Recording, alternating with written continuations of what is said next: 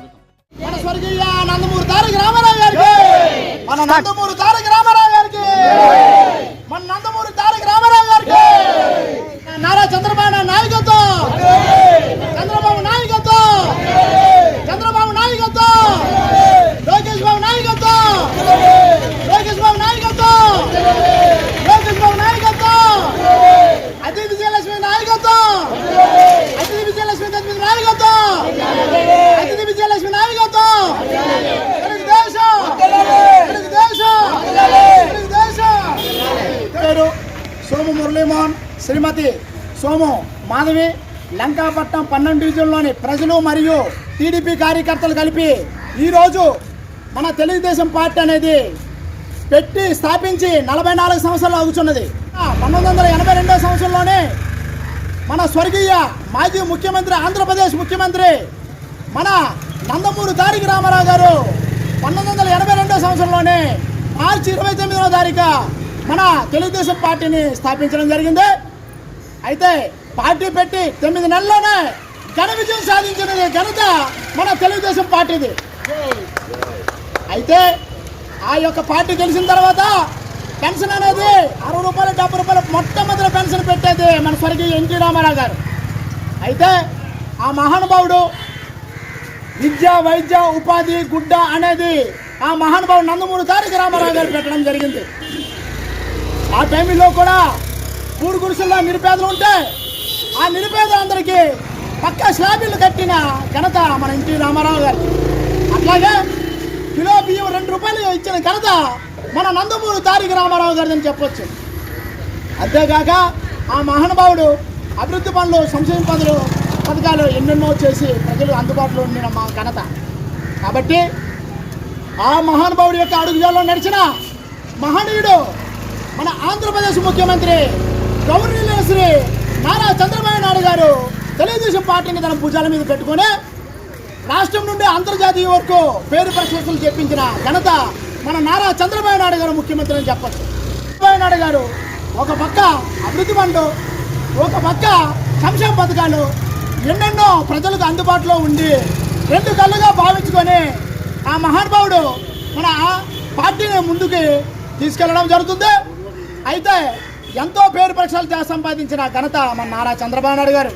అట్లాగే తన వంశం నుండి పుట్టినటువంటి మన ఆంధ్రప్రదేశ్ విద్యాశాఖ ఐటీ మినిస్టర్ మన నారా లోకేష్ బాబు గారు సంక్షేమ పథకాలు, అభివృద్ధి పథకాలు ఎన్నెన్నో ప్రజలకి అందుబాటులో చేసి విదేశాలకు వెళ్ళి అక్కడ దేశ అధ్యక్షులతో మాట్లాడి మన ఆంధ్రప్రదేశ్లోని చదువుకునే విద్యార్థులు చాలామంది ఉన్నారని, వాళ్ళకి ఉపాధి కల్పించాలని, ఉద్యోగ అవకాశాలు కల్పించాలని ఆ మహానుభావుడు యొక్క మన ఆంధ్రప్రదేశ్లోనే ప్రాజెక్టులు, ఫ్యాక్టరీలు కట్టడం జరుగుతుంది.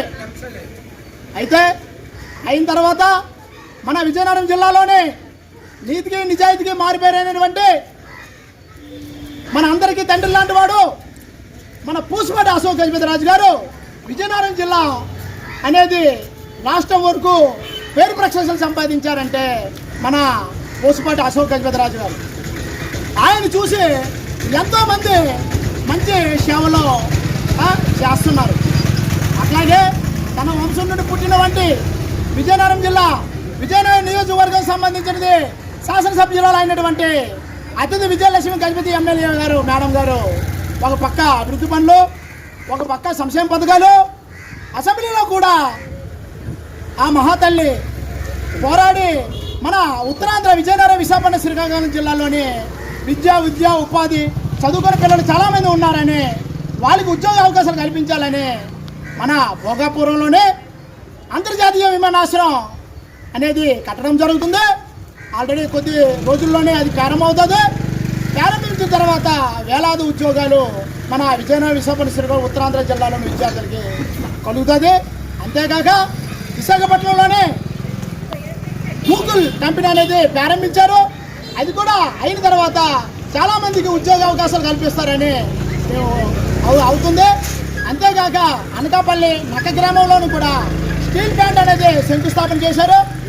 అది కూడా అయిన తర్వాత చాలామంది వేలాది ఉద్యోగాలు మన విద్యార్థులకి, చదువుకునే పిల్లలకి ఉద్యోగ అవకాశాలు కల్పిస్తుందని మేము చాలామందికి చెప్పడం జరుగుతుంది. అంతేకాక మరి రాబోయే ఎన్నికల్లో మున్సిపల్ ఎన్నికల్లోనే మన తెలుగుదేశం పార్టీ అనేది చాలామంది ప్రతి ఏరియాలోనే గ్రామాల్లో వార్డుల్లోనే తెలుగుదేశం పార్టీ అధ్యక్షులుగా నిలబడటం జరుగుతుంది. వారికి మనం ఘన విజయం అనేది తెలుగుదేశానికి మనందరూ ఇస్తే మన అతిథి విజయలక్ష్మి మేడం గారికి గిఫ్ట్గా ఇచ్చినట్లు ఉంటామని ప్రతి ఒక్కరూ మన తెలుగుదేశం పార్టీ రాబోయే మున్సిపల్ ఎన్నికల్లోనే ఘన విజయం చేకూర్చాలని, మన తెలుగుదేశం పార్టీ అంటే అందరూ కుటుంబం అని గుర్తుంచుకొని ఎప్పుడు ప్రజల సేవలో ఉన్న పార్టీ మన తెలుగుదేశం పార్టీ. కాబట్టి ప్రతి ఒక్కరూ తెలుగుదేశం పార్టీని గెలిపించాలని కోరుకుంటూ సెలవు.